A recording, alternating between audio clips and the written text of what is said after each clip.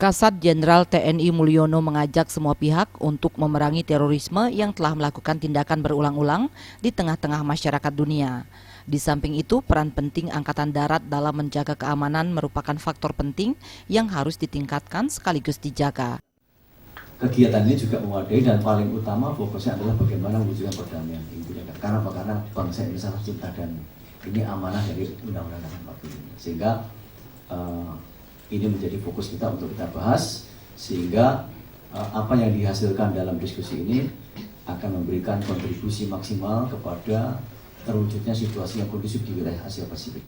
Mark Alexander Miley selaku Kepala Staf Angkatan Darat Amerika Serikat menyatakan, kondisi militer di Asia Pasifik khususnya Indonesia saat ini mengalami peningkatan dan dinilai aman dari konflik bersenjata jika dibandingkan dengan daerah Timur Tengah. Untuk itu pihaknya berharap agar kondisi ini tetap dijaga. I think that the Indonesian military, TNI, personally I think that it plays a fundamental role. It's a very large military, one of the largest in the world. It's very professional. It's well led, it's well trained, it's well equipped. So maintaining stability, I think the Indonesian military plays a key role. It's obviously one of the leading militaries throughout Asia.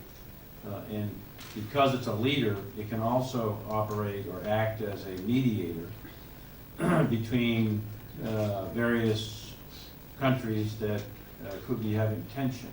Kerjasama internasional diperlukan untuk memerangi terorisme seiring masifnya aksi tersebut di dunia. Ratih Anggoro dan Saputra, Bali TV.